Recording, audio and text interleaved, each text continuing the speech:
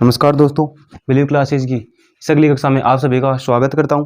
तो आज हम रासायनिक अभिक्रिया का हमारा जो चैप्टर है उसको आगे करेंगे। उसमें अब तक हमने जो पढ़ लिया था वो है द्रव्यमान संरक्षण का सिद्धांत पढ़ लिया था, रासायनिक अभिक्रिया को संतुलित करना वो पढ़ लिया था। अब हम देखेंगे जो रासायनिक अभिक्रिया वो कितने प्रकार की होती हैं, कौन कौन सी होती हैं और उनके क्या देखेंगे, उदाहरण देखेंगे। यही इंपॉर्टेंट है, इस पार्ट में यही इंपॉर्टेंट है, रासायनिक अभिक्रियाओं के प्रकार। तो पहला ही प्रकार है रासायनिक अभिक्रियाओं का, पहला प्रकार है संयोजन अभिक्रिया। संयोजन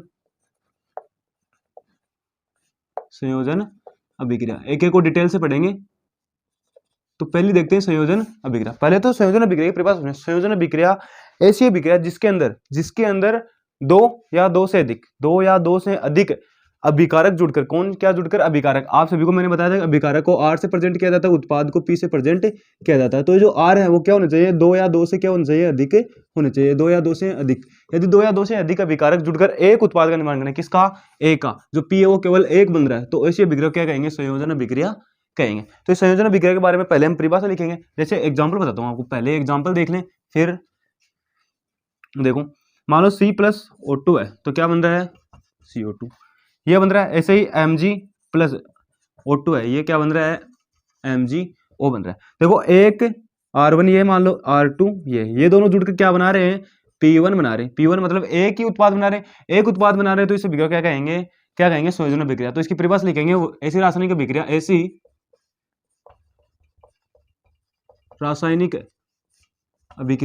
ऐसी रासायनिक अभिक्रिया जिसमें दो या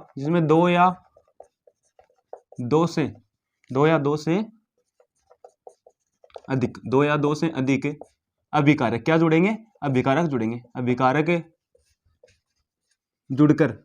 जुड़कर एकल उत्पाद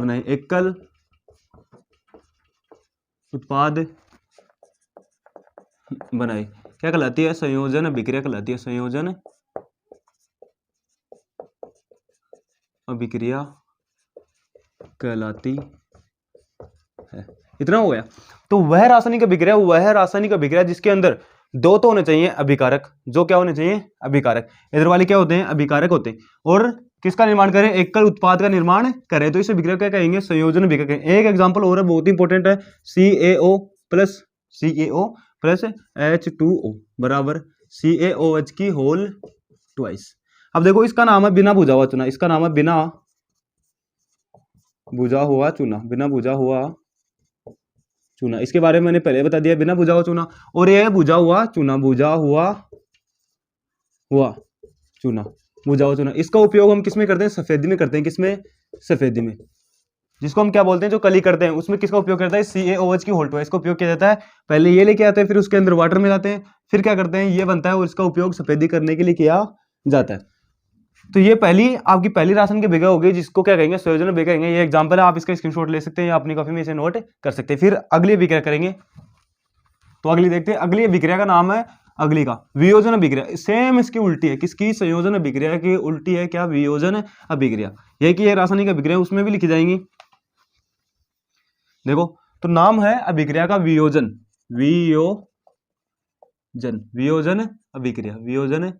अभिक्रिया नाम है, हो गई वियोजन अभिक्रिया। अब वियोजन को समझो।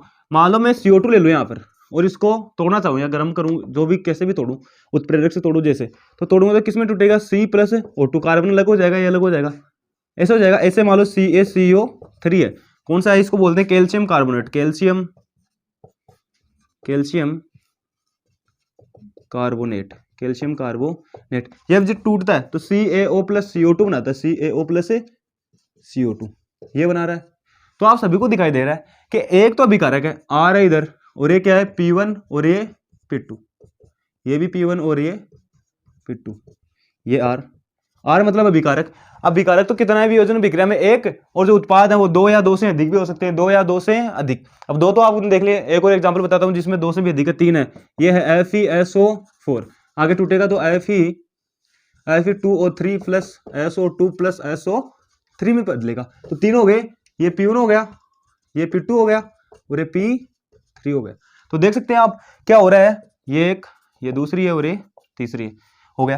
तो ये रासायनिक अभिक्रिया वियोजन अभिक्रिया। वियोजन में क्या हो रहा है कि एक अभिकारक टूट कर दो या दो से अधिक क्या बना रहा है, उत्पाद बना रहा है। तो ऐसी अभिक्रिया को क्या करेंगे हम, वियोजन अभिक्रिया। तो वह रासायनिक अभिक्रिया जिसमें एक अभिकारक टूटकर दो या दो से अधिक उत्पाद बनाए तो वह रासायनिक अभिक्रिया क्या कहलाएगी, वियोजन अभिक्रिया कहलाएगी। तो वह रासायनिक अभिक्रिया, वह रासायनिक अभिक्रिया जिसमें क्या होता है, जिसमें एकल अभिकारक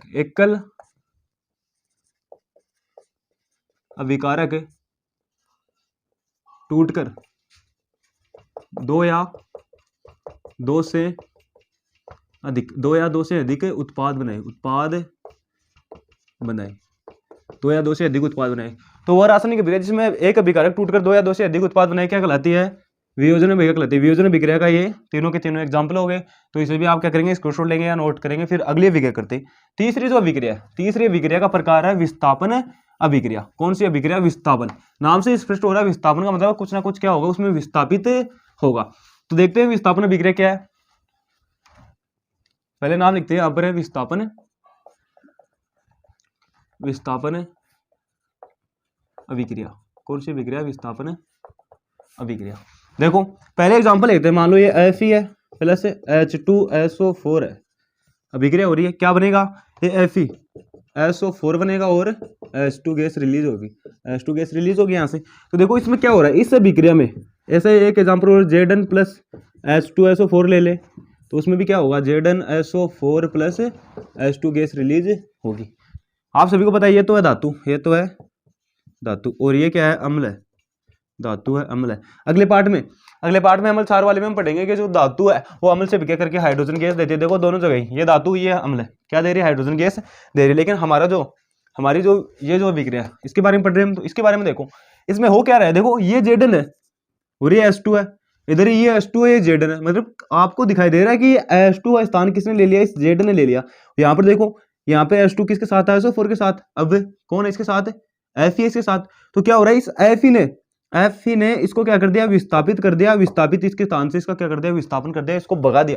इसके स्थान से इसको क्या कर दिया, भगा दिया। और इसका स्थान किसने ग्रहण कर लिया, इस Fe ने ग्रहण कर लिया। तो ऐसी रासायनिक अभिक्रिया जिसमें एक तत्व है दूसरे तत्व को उसके यौगिक से विस्थापित कर दिया। H2 गैस इधर आ गई, विस्थापित कर दे, तो ऐसी अभिक्रिया क्या कहलाएगी, विस्थापन अभिक्रिया कहलाएगी। तो लिखते हैं, वह रासायनिक अभिक्रिया, वह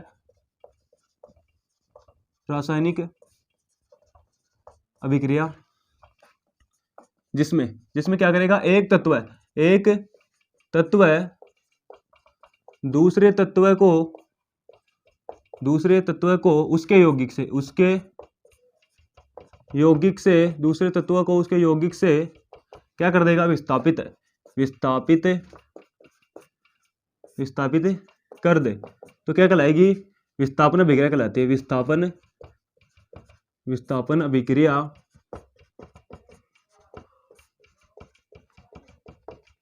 कहलाती है। तो देख लो एग्जाम्पल है इधर, ये नीचे वाले एग्जाम्पल है सभी ऐसे। और एग्जाम्पल है तो Cu प्लस क्या कर सकते हैं, यहाँ पर कर लो, यही H2SO4 ले लो, तो क्या हो जाएगा, CuSO4 plus H2 gas release होगी। तो इसी को क्या कहेंगे, हम विस्थापन अभिक्रिया कहेंगे। 3 एग्जाम्पल हो गए। ऐसा कैसा एग्जाम में आ सकता है कि विस्थापन अभिक्रिया किसे कहते हैं, 2 उदाहरणों द्वारा समझाइए। तो हमारी कितनी हो गई हैं, 3 हो गई हैं। तीसरी थी ये, 3 हो गई हैं। तो ऐसे ही हमारी 3 और क्या है, चौथी अभिक्रिया है हमारी। कौन सी अभिक्रिया चौथी है, द्वि विस्थापन। पहले वाली थी हमारी विस्थापन, अब ये दूसरी कौन सी है, ये द्वि विस्थापन। इसी को बोलते हैं अवक्षेपण बोलते हैं, अवक्षेपण अभिक्रिया। ये अवक्षेपण अभिक्रिया। पहले देखिए कि होता क्या, तो द्वि विस्थापन या अवक्षेपण अभिक्रिया में क्या होता है कि ऐसी रासायनिक अभिक्रिया जिसमें क्या होगा कि आयनों का आदान प्रदान किसमें होगा, जो R जो अभिकारक होते हैं, अभिकारक होता है उसमें क्या होगा, आयनों का आदान प्रदान होगा। आयन तो सभी जानते हैं, जैसे सोडियम प्लस आयन है, क्लोरीन माइनस आयन है, Na प्लस आयन है, जैसे H प्लस आयन है, Cl माइनस आयन है। तो ये सभी क्या है, आयन है। तो इन आयनों का क्या हो जाएगा, आदान प्रदान हो जाएगा। तो ऐसी रासायनिक अभिक्रिया को हम क्या कहेंगे, द्वि विस्थापन या अवक्षेपण। अब देखो द्वि विस्थापन तो कह दिया क्योंकि क्या हो रहा, आयनों का आदान प्रदान। अवक्षेपण क्यों कहा, क्योंकि ये जी विपरीत आयन मिलेंगे, विपरीत जैसे प्लस आयन और माइनस आयन मिलेंगे, तो वहां पर अवशेप बचेगा, अवशेप, अवशेप कुछ ना कुछ शेष रहेगा, तो इसलिए इसे क्या कहेंगे, अवशेपण अभिक्रिया भी कहेंगे। तो पहले आप एग्जाम्पल देखें, फिर इसकी जो परिभाषा है वो लिखेंगे। देखो पहला एग्जाम्पल है इसका, देखें Na2, यहां से लिखता हूं Na2SO4 प्लस BaCl2। अब देखो Na2SO4 plus Na2SO4 plus BaCl2, तो आगे बनेगा BaSO4 प्लस NaCl। ये अवशेप है, ये अवशेप है, अवशेप बचा यहाँ पर। देखो इसमें आयनों का आदान प्रदान कैसे हो रहा है, देखो Na प्लस आयन है, Na प्लस आयन हो गया, Na plus ion, SO4 2 minus ion होता है, इधर Ba 2 plus ion, Cl minus ion. ये सभी दिख रहे हैं, 4 आयन है, 1 1 2 2 3 3 4 और 4 आयन हो गए। Cl पर क्या है, माइनस का आयन होता है, सभी को पता ही है। अब देखो विपरीत आयन जुड़ेंगे, देखो इसमें ये था तो ये इसके साथ चला जाएगा, इसमें ये था तो ये इसके साथ चला जाएगा, Na किसके साथ चला जाएगा, विपरीत आयन के साथ। विपरीत कौन सा है इसमें, अरे इसमें विपरीत कौन सा है, Cl है, तो इस Cl के साथ Na चला जाएगा, तो क्या बन जाएगा, NaCl बन जाएगा। अब देखो SO4 2 माइनस है और ये Ba 2 प्लस है, तो ये माइनस है ये प्लस है, ये दोनों एक साथ जुड़ के क्या बना देंगे, BaSO4 बना देंगे। देख सकते हैं आप, तो विपरीत आयन जुड़ रहे हैं, देखो प्लस का है माइनस का है, माइनस का है प्लस का है, तो विपरीत आयन जुड़ेंगे तो क्या प्राप्त होगा, अवशेप प्राप्त होगा, इसलिए इसे विक्रिया क्या कहेंगे, अवक्षेपण विक्रिया। और देखो आयनों का आदान प्रदान हुआ, Na प्लस आयन है वो इसके पास चला गया ना, आदान प्रदान हो गया, ये इसके पास आ गया, आदान प्रदान हो गया, तो इसे क्या कहेंगे, द्विविस्थापन विक्रिया भी कहेंगे। चलो इसकी परिभाषा लिखते हैं, एग्जाम्पल हो गया। ऐसे आप अम्ल और क्षार का एग्जाम्पल लेकर भी अन्य एग्जाम्पल दे सकते हैं इसके। तो वह रासायनिक अभिक्रिया, वह रासायनिक अभिक्रिया जिसमें अभिकारकों के मध्य, अभिकारकों के मध्य आयनों का आदान प्रदान होता है, आयनों का आदान प्रदान होता है, तथा विपरीत आयन जुड़ने से क्या बनता है, उसे बनता है, तथा विपरीत आयनों के संयोजन, विपरीत आयनों के संयोजन से अवशेप प्राप्त होता है, अवशेप प्राप्त होता है। क्या कहलाती है, अवक्षेपण विक्रिया या द्विविस्थापन विक्रिया कहलाती है। तो ये हो गई द्विविस्थापन विक्रिया, 4 अभिक्रिया पूरी हो गई। तो अगली अभिक्रिया देखते हैं, इसका स्क्रीनशॉट लेंगे सभी। देखिए अगली अभिक्रिया देखते हैं, अगली अभिक्रिया है हमारी कौन सी है, अपचयन अभिक्रिया। अपचयन उपचयन दोनों को हम क्या करेंगे, साथ में समझेंगे ताकि आपको जल्दी से समझ में आ जाए। तो अपचयन, देखो अपचयन समझेंगे इधर, या पहले उपचयन लेंगे, उपचयन इधर देखेंगे, अपचयन अभिक्रिया, ये अपचयन है और ये क्या है, उपचयन अभिक्रिया लगा लें आगे, ये अभिक्रिया, ये भी क्या है, अभिक्रिया है। देखिए उपचयन अभिक्रिया, तो उपचयन और अपचयन से क्या मतलब है कि उपचयन अभिक्रिया वो होगी जिसमें क्या हो, ऑक्सीजन की वृद्धि हो, ऑक्सीजन की क्या होनी चाहिए, वृद्धि, ऑक्सीजन की वृद्धि होनी चाहिए। किसमें, जो उत्पाद बनेगा उसमें ऑक्सीजन की वृद्धि होनी चाहिए, उत्पाद में ऑक्सीजन की वृद्धि होनी चाहिए। और इसमें क्या होगा, जो होंगे उत्पाद बनेगा उसमें ऑक्सीजन क्या हो जाएगी, कमी हो जाएगी। तो दोनों है, तो इसमें तो क्या होगी, वह रासायनिक अभिक्रिया, वह अभिक्रिया जिसमें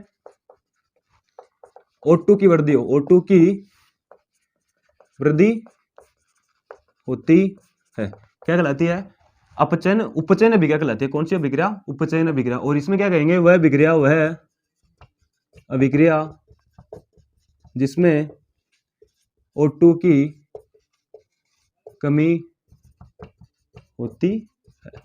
अब एक उदाहरण से समझे, C+O2 से समझे, CO2, बताओ ये कार्बन है, इसके पास ऑक्सीजन नहीं है। अब देखो उत्पाद है, इसके पास कार्बन है, इसके पास ऑक्सीजन है, तो उत्पाद में जो उत्पाद है उसमें ऑक्सीजन की वृद्धि हुई कि नहीं हुई, ऑक्सीजन की वृद्धि हो गई, तो इसे क्या कहेंगे, उपचयन अभिक्रिया। अब इसमें इसका उल्टा कर दो, जैसे ये देख लो, ये इसके दोनों ले लो, क्या होगा, मैग्नीशियम प्लस O2।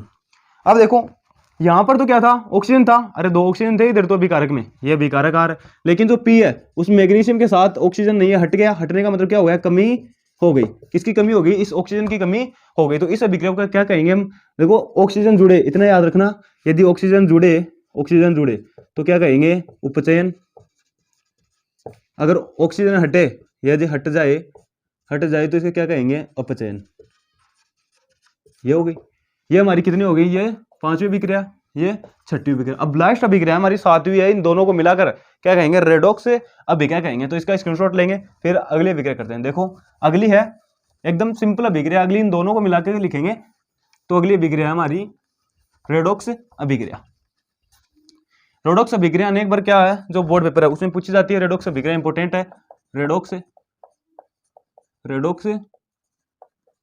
अभिक्रिया, पहले तो एग्जांपल लिखता हूं फिर उसे समझाता हूं। देखो मान लो ये ZnO प्लस सी बराबर Zn प्लस Cu, ये इसी प्रकार ये CuO प्लस H2, आगे Cu प्लस H2, इतना है। अब देखो इस अभिक्रिया में हो क्या रहा है इनमें, देखो इसके साथ ऑक्सीजन है लेकिन इसके साथ ऑक्सीजन नहीं है। अब अगले को देख लो, इसके साथ ऑक्सीजन नहीं है लेकिन इसके साथ ऑक्सीजन है। एक तो अभिक्रिया यहां से लेकर यहां तक हो रही है, एक अभिक्रिया यहां से लेकर यहां तक हो रही है। देखो Zn उसके पास ऑक्सीजन है, इधर नहीं है, मतलब ऑक्सीजन की क्या हो गई, यहाँ पर कमी हो गई। और मैंने बताया था कमी होगी तो उसको क्या कहेंगे, अपचयन कहेंगे। क्या कहेंगे, अपचयन। अब देखो सी के पास ऑक्सीजन नहीं था, अब ऑक्सीजन है तो मतलब क्या हो गई, ऑक्सीजन की वृद्धि हो गई। तो इसे क्या कहेंगे, उपचयन। उपचयन कहेंगे, उपचयन कहेंगे। तो आपको क्या लग रहा है इस अभिक्रिया में क्या हो रहा है, दोनों काम हो रहे हैं। दोनों मतलब अपचयन भी हो रहा है और उपचयन भी हो रहा है। तो इसे क्या कहेंगे, वह रासायनिक अभिक्रिया। इसे रेडॉक्स अभिक्रिया कहेंगे, वह रासायनिक अभिक्रिया जिसमें क्या हो, अपचयन और उपचयन, अपचयन उपचयन दोनों साथ साथ हो। क्या कहलाती है, क्या कहलाती है, रेडॉक्स अभिक्रिया कहलाती है। तो वह नीचे वाले को फिर समझेंगे, वह रासायनिक अभिक्रिया जिसमें उपचयन और अपचयन, उपचयन और अपचयन दोनों साथ साथ होते। साथ साथ का मतलब है कि ऑक्सीजन की वृद्धि भी होगी और ऑक्सीजन की क्या होगी, कमी भी होगी। ठीक है, अब नीचे वाले को देखें, ये Cu इसके पास ऑक्सीजन है लेकिन यहाँ पर नहीं है। नहीं है तो क्या हो गया, ऑक्सीजन की कमी। कमी को क्या बोलेंगे, ऑक्सीजन की कमी हो जाएगी तो उसको क्या बोलेंगे, अपचयन। तो ये यहाँ हो रहा है अपचयन। अब इसको देख लो, ये हाइड्रोजन है, इसके पास ऑक्सीजन नहीं है। अब ऑक्सीजन है तो यहाँ से लेकर यहाँ तक क्या हो रहा है, ऑक्सीजन की वृद्धि हो रही है। वृद्धि का मतलब क्या हो गया, उपचयन हो गया। तो ये दोनों अभिक्रियाएं क्या है, बहुत ही इंपॉर्टेंट है।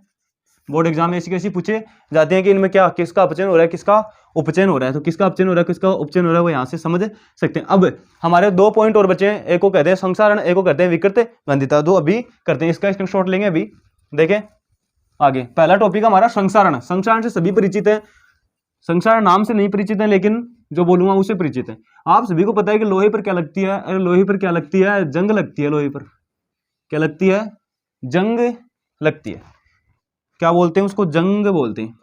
ये जंग लोहे पर लगती है। इसका मतलब क्या है, संसारण, इसे ही कहेंगे संसारण। मतलब ये नाम है संसारण, संसारण, ये हो गया हमारा संसारण।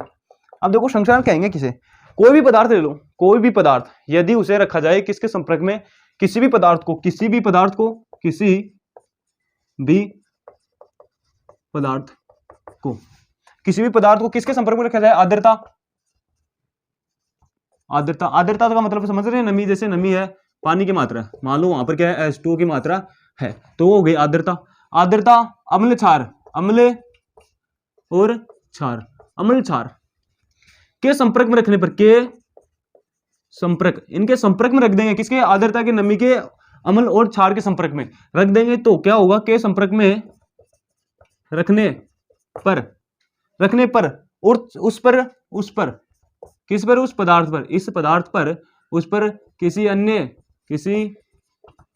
पदार्थ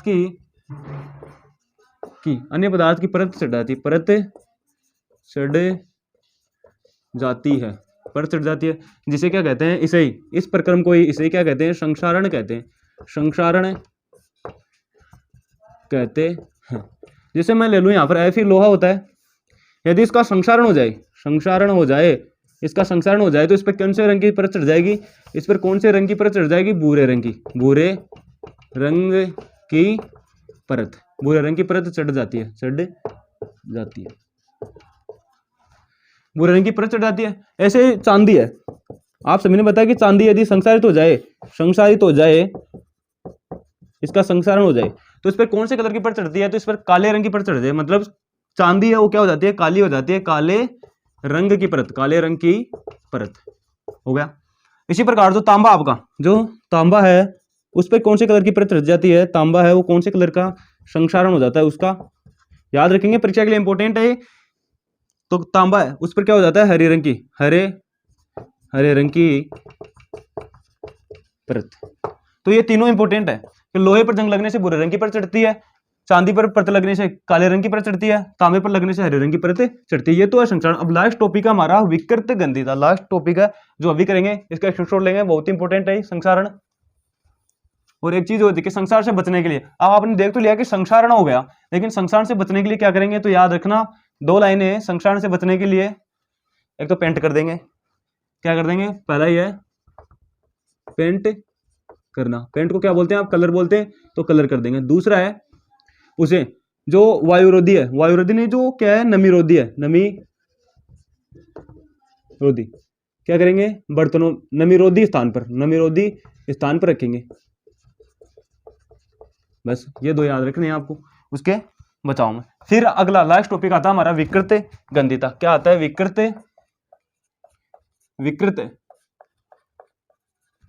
गंधिता। आपको इसके नाम से स्पष्ट हो रहा है, विकृत, विकृत का मतलब है अलग अलग, विकृत का मतलब क्या हो गया, अलग अलग। गंधिता का मतलब क्या हो गया, गंध, मतलब क्या होगा, पदार्थ के गंध में परिवर्तन होगा, पदार्थ की गंध में परिवर्तन होगा। तो इसे विकृत गंधिता से क्या मतलब है, देखो आपने अचार जो खाद्य पदार्थ होते हैं, कौन से पदार्थ होते हैं, खाद्य पदार्थ कौन से होते हैं, खाने वाले, जिन्हें हम खाते हैं, खाने वाले पदार्थों पर क्या होता है, कई दिनों तक ये वायु के संपर्क में रहते हैं तो ये क्या हो जाते हैं, खराब हो जाते हैं, इनमें क्या आने लगती है, बदबू आने लगती है, इनकी गंध क्या हो जाती है, परिवर्तित हो जाती है। तो ये विकृत गंधिता यही है कि यदि क्या हो जाए, यदि खाद्य पदार्थ कई दिनों तक ऑक्सीजन के संपर्क में रहे, O2 के संपर्क में रहे, तो क्या हो जाता है, उनकी गंध क्या हो जाती है, परिवर्तित हो जाती है, जिसे क्या कहते हैं, विकृत गंधिता कहते हैं। तो लिखेंगे कि खाद्य पदार्थ वायु के संपर्क में रहने से या खुला छोड़ देने पर,